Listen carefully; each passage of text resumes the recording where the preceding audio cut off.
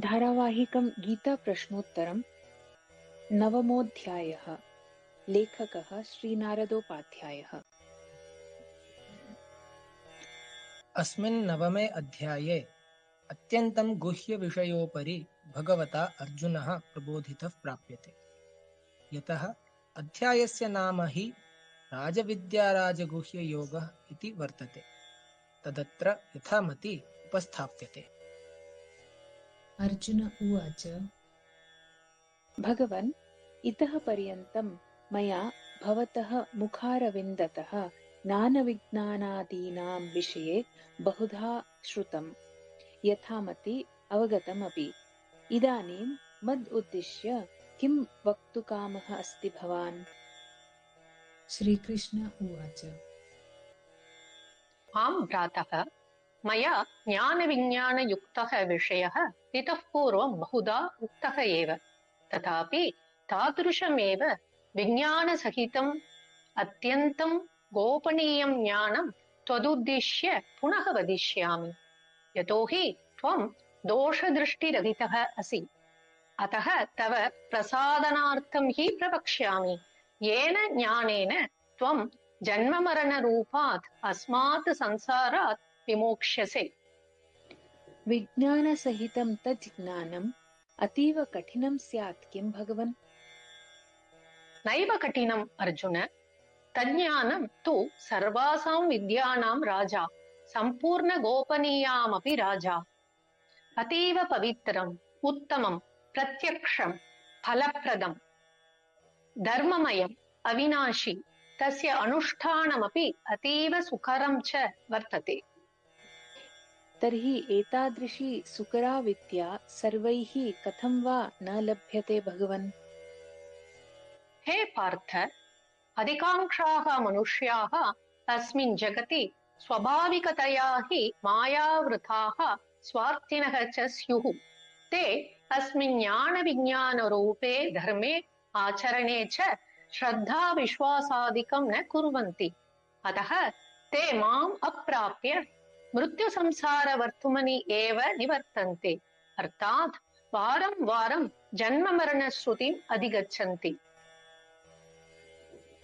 भगवन्, तर्हि कः सः ज्ञानविज्ञानरूपः धर्मः? कृपया उच्यताम्। शृणु अर्जुन, यत्र सम्पूर्णप्राणिनां स्वतन्त्रसत्ता उररीक्रियते, तत्र अव्यक्तरूपेण सर्वप्राणिषु अहमस्मि। ते सर्वप्राणिनः च मयि सन्ति। परन्तु यत्र प्राणिनां स्वतन्त्रसत्ता न अङ्गीक्रियते, तत्र अहं प्राणिषु न स्याम्। एवं प्राणिनः च न मयि स्युः, किन्तु सर्वम् अहमेव अस्मि। परन्तु भगवन्, अस्य संसारस्य उत्पादकः आधारः च को अस्ति?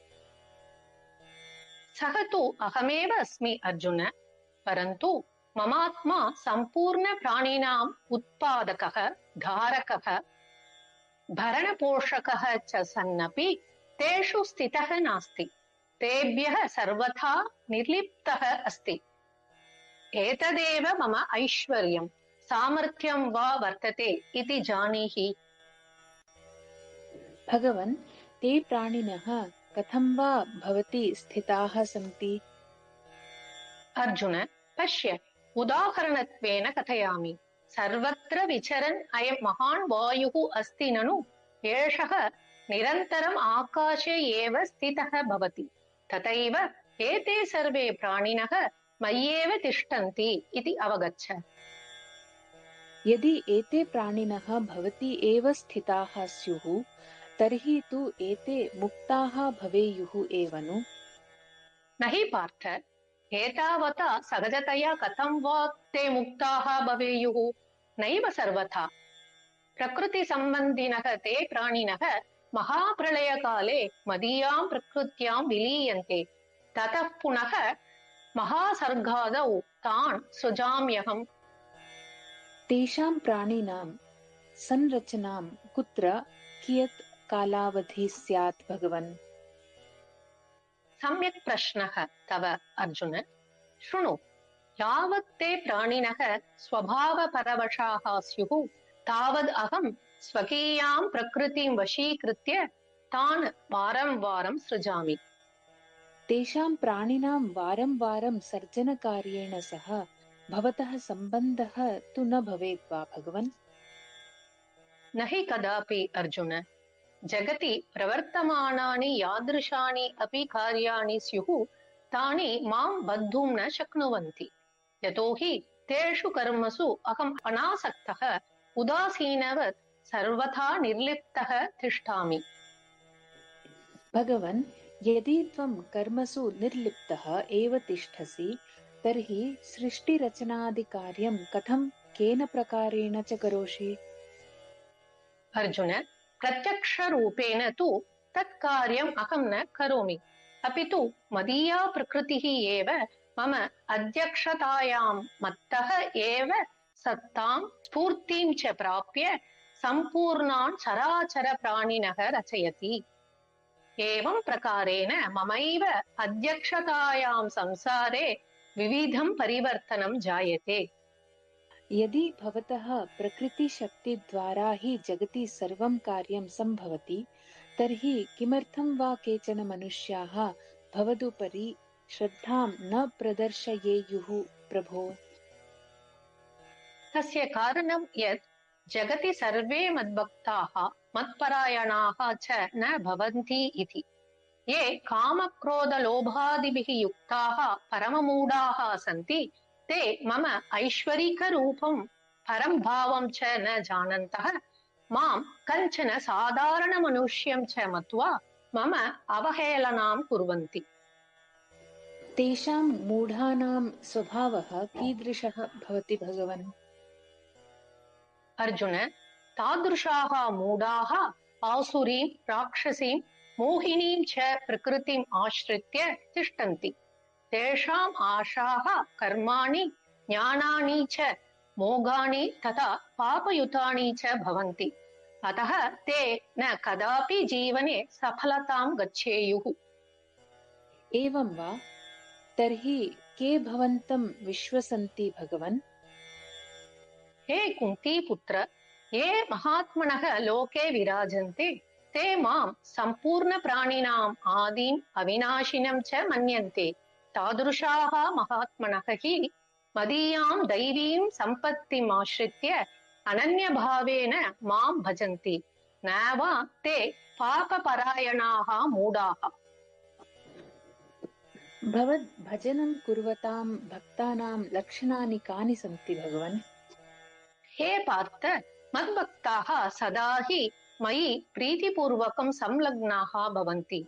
ते दृढव्रताः सन्तः भक्तिपूर्वकं मम नामानि स्मरन्ति, लगनतया जपन्ति च।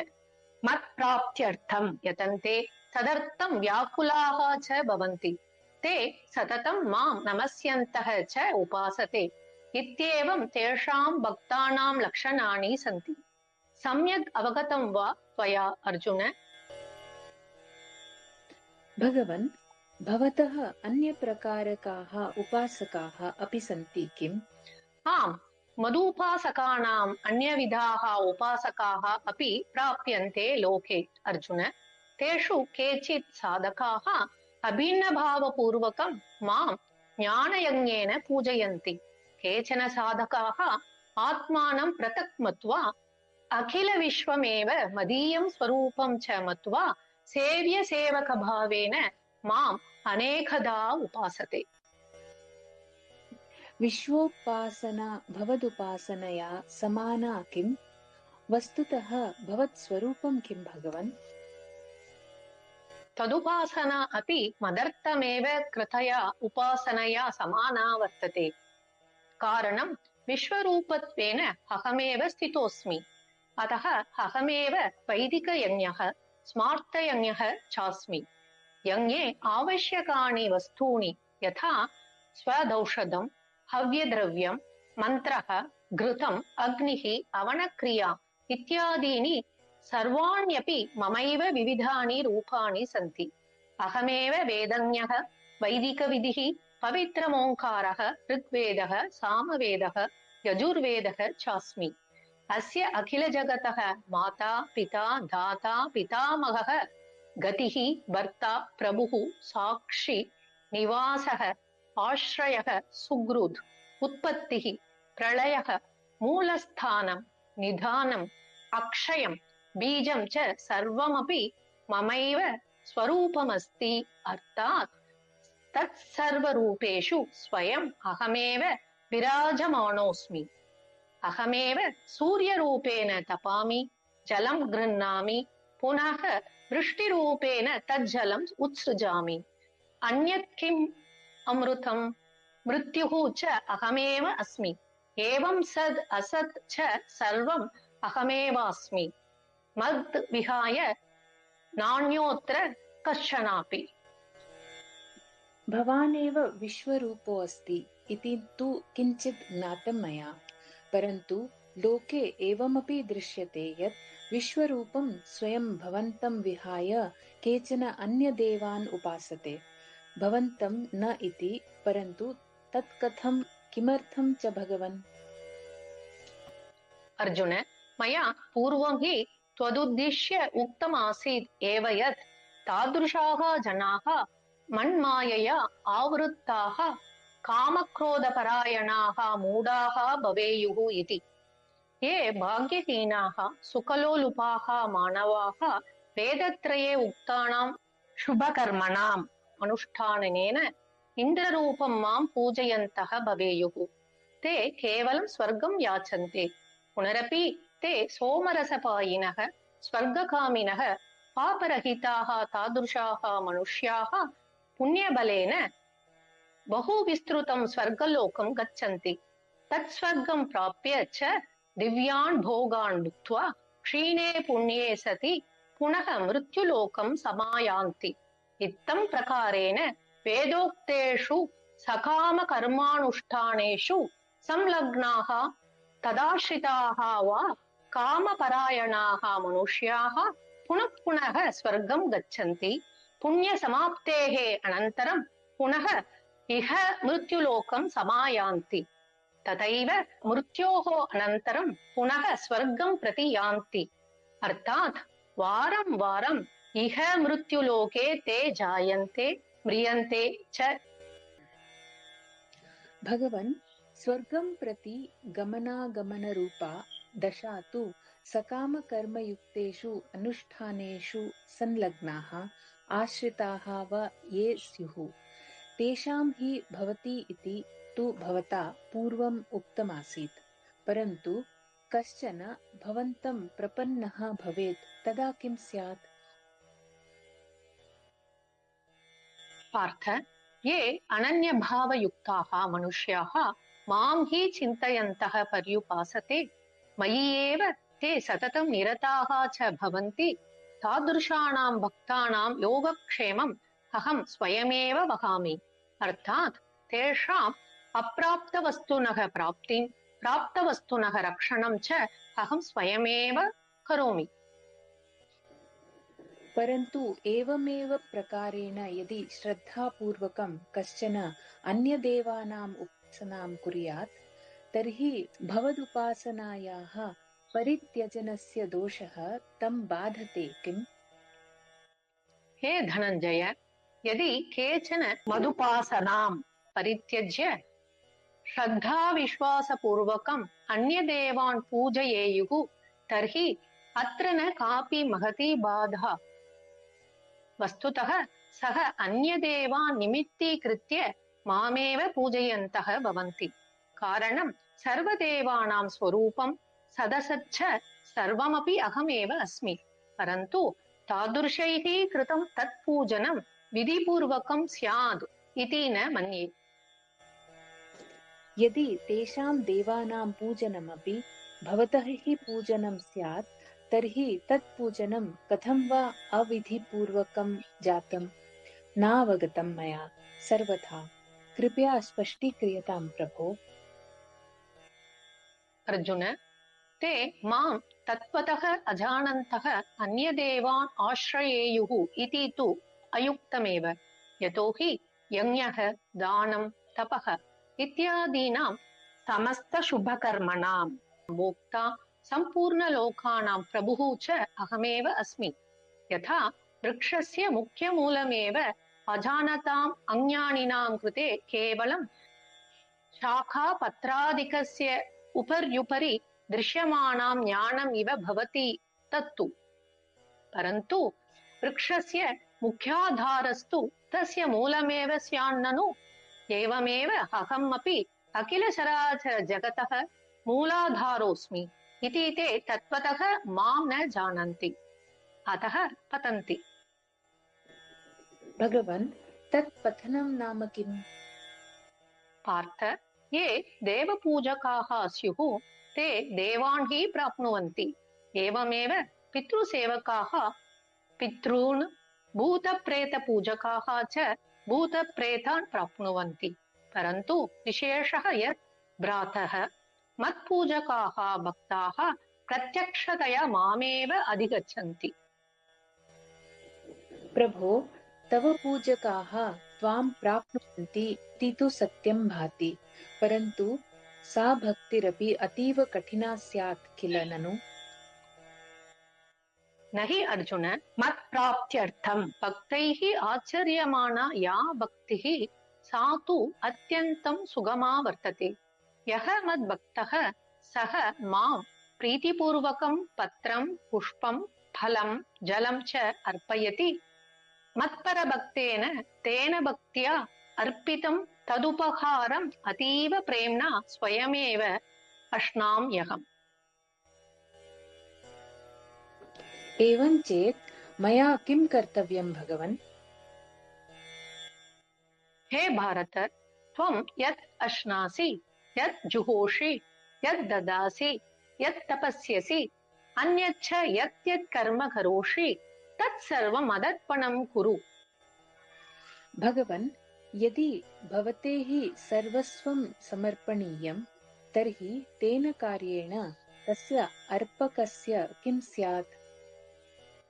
अर्जुन, तेन समर्पणयोगेन युक्तः सन् त्वं सर्वैः बन्धनकारकैः शुभाशुभकर्मफलैः मुक्तः भविष्यसि, ततः च मामेव प्राप्स्यसि।